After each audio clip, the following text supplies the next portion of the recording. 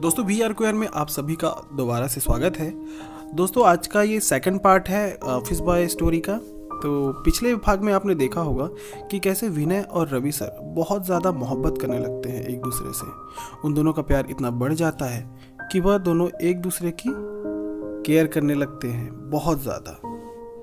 एक दूसरे के लिए डिसीजंस लेना, यहाँ तक कि एक दूसरे की हर एक बात माना करते। जब इनका रिश्ता इतना ज़्यादा बढ़ गया है, अब रवि सर सिर्फ और सिर्फ विनय के बारे में सोचा करते थे। अब वह रिजवान को पूरी तरीके से भुला चुके थे। वह धीरे धीरे ये समझ गए थे कि विनय ही है जो उनको पूरी ज़िंदगी साथ दे सकता है और जो इसके लिए इतना ज़्यादा ईमानदार भी है। यह दिल की बात रवि सर ने मन ही मन में रखी थी। वो पूरी ज़िंदगी विनय के साथ ही बिताएंगे यह उन्होंने सोच रखा था और वो चाहते थे कि आने वाले वैलेंटाइंस डे के दिन वो विनय से अपने दिल की बात बता देंगे कि वो विनय से बेपनाह मोहब्बत करने लगे हैं। लेकिन दोस्तों अक्सर हम जो सोचते हैं वह कहाँ हो पाता है। विनय ऑफिस में था और रवि सर हमेशा की तरह 2 घंटे बाद ऑफिस जाते थे, क्योंकि विनय वहाँ का ऑफिस बॉय था तो उसे जाकर सारा सेटअप करना होता था। पहले रवि सर रूम पर ही थे और इसी बीच रवि सर को ढूंढते ढूंढते उनका एक्स रवि सर के घर आप पहुंचते हैं, यानी कि रिजवान वहां आप पहुंचता है जहां पर विनय और रवि सर साथ साथ रहते हैं। लेकिन उस दिन सिर्फ रवि सर ही रूम पर थे क्योंकि विनय अपने ऑफिस जा चुका था। अचानक से डोरबेल बजती है। यह उनके ऑफिस निकलने का टाइम होता है। उन्होंने सोचा शायद विनय आया होगा, पर जैसे ही उन्होंने दरवाज़ा खोला सामने रिजवान खड़ा था। रिजवान ने रवि सर को देखते ही उन्हें हक कर लिया। रवि सर के हाव भाव बिल्कुल सुन्न हो चुके थे। उन्हें समझ में नहीं आ रहा था कि वह खुश हो या दुखी। वह स्तब्ध खड़े रहे। उन्हें कुछ समझ नहीं आ रहा था। वो चुपचाप थे और रिजवान बोले जा रहा था। रिजवान उनसे माफ़ी मांग रहा था। रिजवान लगभग 1 साल बाद वापस आया था। 1 साल तक वह कहाँ था, कैसा था, कोई कुछ जानकारी नहीं थी। अब तो रवि सर भूलने भी लगे थे पूरी तरीके से रिजवान को, और अब वो विनय के प्यार में अपने भविष्य की कल्पना कर रहे थे। रिजवान हर तरीके से अपनी बातें सामने रख रहा था कि कैसे उसने 7 दिन बिताए थे रवि सर के। रिजवान बार बार सॉरी बोल रहा था। रवि सर को बताया कि रवि सर के जाने के बाद जिस पर वो भरोसा करके रवि सर को छोड़ कर गया था वह उसे किस तरीके से टॉर्चर किया करता था। हमेशा लड़ाई करना, छोटी छोटी बातों पर चिल्लाना, हर रोज का ये नाटक बना हुआ था। जिंदगी जैसे ये लड़ाई झगड़ा आम हो गया था, और जबकि रवि सर ने तो उससे कभी ऊंची आवाज में बात तक नहीं की थी। चिल्लाना तो दूर की बात, रवि सर ने उसे इतना सारा प्यार दे रखा था कि अब रिजवान को एहसास हो रहा था कि उसने किस तरीके से कितनी बड़ी भूल की थी रवि सर को छोड़ के, और रवि सर कितने अच्छे हैं। रवि सर को चीट करके उसे ये पता चल गया था कि रवि सर से ज़्यादा प्यार करने वाला उनकी ज़िंदगी में कोई हो भी नहीं सकता था। अब उसे अपनी गलती का बहुत ज़्यादा एहसास हो रहा था, पर अब यह बात तो बहुत आगे बढ़ चुकी थी। अब रवि सर चाह कर भी कुछ नहीं कर सकते थे, क्योंकि रिजवान के चले जाने के बाद इस 1 साल में विनय ने रवि सर को जितना प्यार दिया रिजवान अपने 3 साल के रिश्ते में भी नहीं दे पाया था, जहां रवि सर और विनय एक दूसरे को टच भी नहीं करते थे। बस एक इमोशनल रिलेशनशिप में रहकर इतना सारा प्यार मिलना बहुत ज़्यादा मुश्किल था आज के टाइम पर। रिजवान को भी रवि सर को छोड़कर कुछ ही महीनों में यह एहसास हो गया था कि रवि सर ही परफेक्ट हैं, क्योंकि जिसके लिए उसने रवि सर को छोड़कर वह गया था उसके प्रताड़ित करने पर उसे पूरी तरीके से समझ में आ गया था कि रवि सर ही सब कुछ है। लेकिन अब वो वापस नहीं आ सकता था। आखिर वापस आता भी तो किस मुंह से। वह इस उम्मीद में था कि शायद उसके बीच लड़ाइयाँ कम होंगी और वह अपने टॉक्सिक रिलेशनशिप को ऐसे ही टाइम देता रहा। लेकिन उनकी लड़ाइयाँ कम नहीं हुई और बढ़ती जा रही थी। दिन प्रतिदिन उनकी लड़ाइयाँ इतनी बढ़ चुकी थी कि एक दिन दोनों का ब्रेकअप हो गया। रिजवान जो रवि सर के साथ किया था आज वो रिजवान के साथ हुआ था। वही रिजवान सबके साथ भी हुआ। अब रिजवान बिल्कुल अकेला था। अब उसे रवि सर की याद आ रही थी और वो उस रवि सर को इधर उधर ढूंढ ही रहा था। लेकिन जिस दिन दोनों का ब्रेकअप हुआ था दोनों ने उसी दिन एक दूसरे का नंबर भी डिलीट कर रखा था। ना रवि सर के पास रिजवान का नंबर था और ना ही रिजवान के पास रवि सर का। रवि सर तो रूम छोड़ आए थे, इसलिए अब दोनों का किसी तरीके का कोई कांटेक्ट नहीं था। रवि सर को कांटेक्ट कर सके ऐसा कोई साधन नहीं था, क्योंकि बात भी इतनी बिगड़ चुकी थी कि दोबारा एक होना नामुमकिन सा था। ऐसे में अब रिजवान का वापस आना रवि सर के लिए एक मुसीबत और धर्म संकट बन गया था। रवि सर बहुत कंफ्यूज थे। एक तरफ उनका पहला प्यार रिजवान था और दूसरी तरफ विनय था, जिसे उसकी लाइफ में आए लगभग 1 साल ही हो रहा था, जो कि रवि सर से बहुत ज़्यादा प्यार करता था और उनकी हर एक बात मानता था, केयर करता था। विनय का निस्वार्थ प्यार था, उसे तो बस साथ चाहिए था रवि सर का। अब रवि सर के दिमाग में कुछ भी नहीं आ रहा था, क्योंकि पहला प्यार तो पहला प्यार होता है। एक बार तो क्या, अक्सर इंसान इसे हर बार माफ़ कर देता है, लेकिन रवि सर ने पहले भी रिजवान को बहुत बार माफ़ किया था, बहुत बार उसे मौका दिया था, क्योंकि वह हर बार अपनी हरकतों से कभी बाज ही नहीं आता था। रवि सर दिल के साफ हैं, बातों में आ जाते थे और हर बार माफ़ भी कर देते थे। यही सोचते सोचते अचानक रवि सर रिजवान को एक झटका देकर अपने से अलग करते हैं और बोलते हैं कि अब देर हो चुकी है, मैं किसी और से प्यार करने लगा हूँ। रिजवान बोलता है, मैं तो सिर्फ आपसे प्यार करता हूँ, मुझे पता चल चुका है, मुझे अपनी गलती का एहसास है। आप मेरे साथ ऐसा मत कीजिए, मुझे आप अपने साथ ही रहने दीजिए।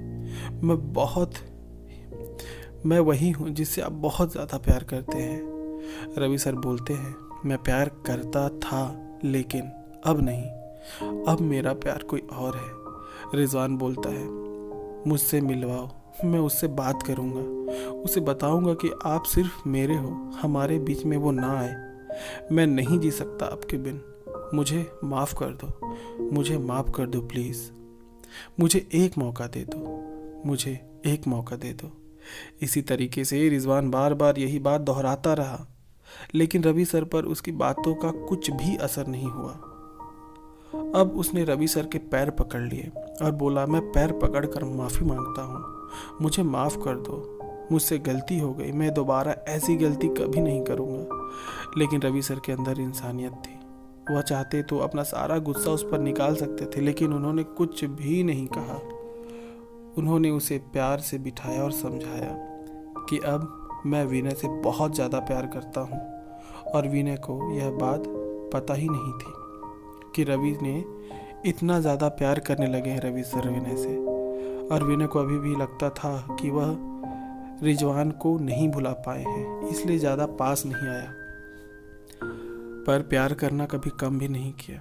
इधर रिजवान अपने 3 साल के मोहब्बत का एक एक पल का रवि सर को याद दिलाता है कि कैसे वह एक दूसरे से मिले थे और कैसे उनमें प्यार हुआ था, कैसे साथ वक्त बिताए थे और कैसे वो भी एक दूसरे का ख्याल रखा करते थे।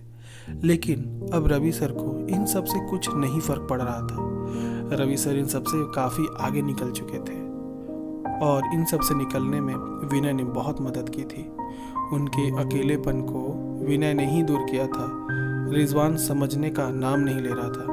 रिजवान बस एक ही रट लगाया जा रहा था कि मुझे माफ़ कर दो, मुझे माफ़ कर दो। रवि सर ऑफिस के लिए नहीं जा पा रहे थे क्योंकि रिजवान रूम से निकलने का नाम ही नहीं ले रहा था। इसलिए आज पूरे दिन वह रिजवान के साथ रूम पर ही रहा और उसे समझाते रहा। इधर दूसरी तरफ ऑफिस में रवि सर के ना आने से विनय बहुत परेशान हो गया था।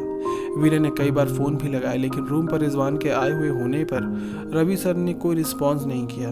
वह खुद बहुत परेशान थे कि अब किस तरीके से वह विनय को ये सारी चीज़ें समझाएगा। अब शाम का टाइम था, बाकी दिनों से आज विनय थोड़ी जल्दी घर आ गया, यह बोलकर कि तबीयत ठीक नहीं है, क्योंकि वह डर गया था कि ऐसा क्या हो गया जो रवि सर ऑफिस नहीं आए। वह तो निकलने वाले थे हमेशा की तरह मुझसे 2 घंटे बाद। जैसे ही वो अपने अपार्टमेंट में पहुंचा, उसने देखा कि कमरे में कोई आया हुआ है। पहले तो रवि सर ने विनय को बताया कि यह रिजवान है जिसकी मैं बात किया करता था। विनय ने रिजवान को देखा और उसे हाथ मिलाया और कहा, ये काफ़ी बातें किया करते हैं तुम्हारे बारे में। रिजवान ने विनय से पूछा, क्या करते हो तुम?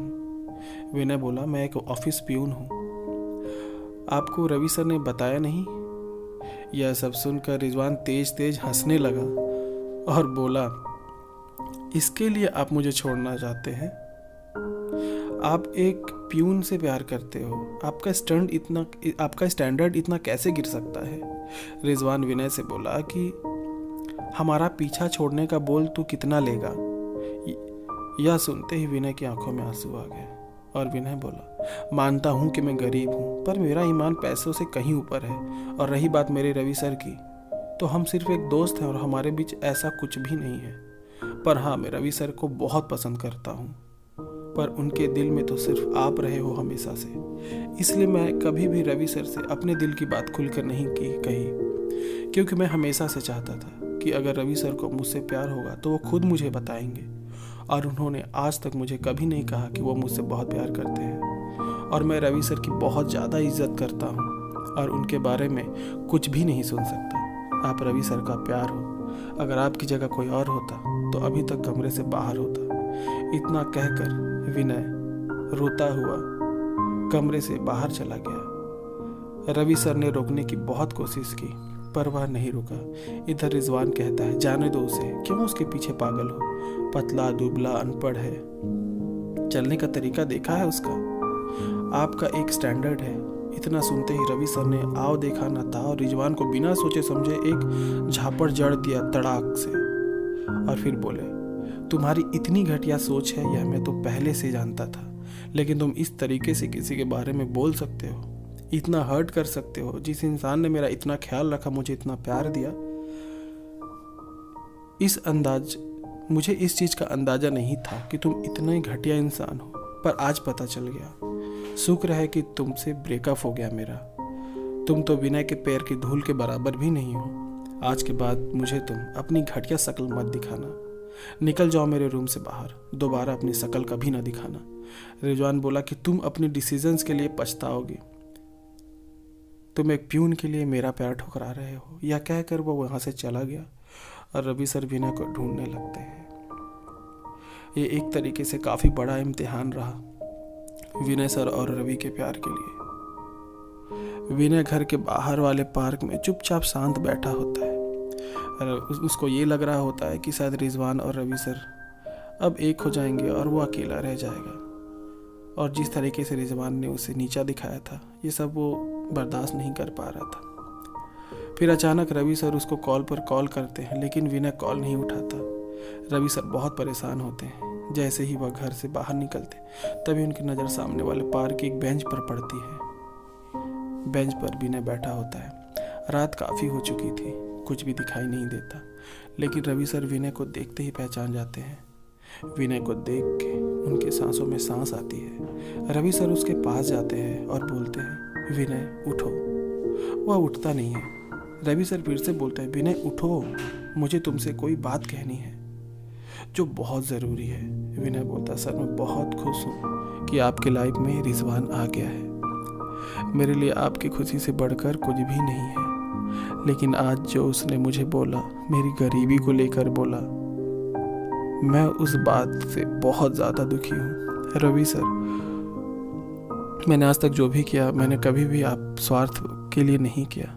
मैंने जो भी किया दिल से किया। रवि सर उसको चुप कराते हैं और बोलते हैं कि रिजवान तो मेरा प्यार था ही नहीं, तुम मेरे प्यार हो। 1 साल से भले ही मैंने तुम्हें कभी छुआ नहीं, कभी कुछ कहा नहीं, लेकिन तुमने एक सच्चे पार्टनर से भी ज़्यादा निभाया है। मुझे पता है तुम भी मुझे चाहते हो और मैं भी तुम्हें बहुत ज़्यादा प्यार करता हूँ। तुम चाहते थे ना कि काश तुम मेरा पहला प्यार होते। तो तुम्हें आज एक बात बताता हूँ, जिसके साथ मैं पहले था, वह मेरा पहला एक बुरा अनुभव था, जिसे मैं पहले प्यार का नाम नहीं दे सकता। अगर वो मेरा प्यार होता तो वह मेरे साथ होता, जिसे इंसानियत की कोई कदर नहीं। ऐसे आदमी के साथ मैं कैसे रह सकता हूँ। रात काफ़ी हो चुकी थी, आसपास कोई नहीं था। ये बात कहते कहते इसी अकेलेपन का मौका फ़ायदा उठाते हुए रवि सर ने विनय को उसके होठों पर किस कर लिया। और इस तरीके से रवि सर ने आज पहली बार विनय को छुआ और विनय को हमेशा के लिए अपना बना लिया था। अब दोनों एक दूसरे के साथ ज़िंदगी बिताने के सारे सपने देख सकते थे। और फाइनली अब उनके बीच में कोई नहीं था, और दो प्यार करने वाले अब एक हो चुके थे, और इस तरीके से दो सच्चे प्यार करने वाले अब साथ रहने लगे हैं। तो दोस्तों, इस स्टोरी का यही अंत होता है। तो इस स्टोरी से हमें ये पता चलता है कि अगर हमारा प्यार सच्चा है, निस्वार्थ भाव है, तो हमारा प्यार हमें मिल ही जाएगा। अगर प्यार झूठा है तो जितना भी रोक लो आपके पास, वो रुकेगा नहीं। कोशिश कीजिए कि आप अपने पार्टनर को ज़िंदगी में कभी चीट ना करें। वो जैसे है उसे एक्सेप्ट करें, क्योंकि अगर वो आपका पार्टनर है तो कभी न कभी आपने उसे एक अच्छे रूप में देखा होगा, तभी आपने उसे चुना था। तो जो है उसी को सुधारिए, उसी को अच्छा बनाइए।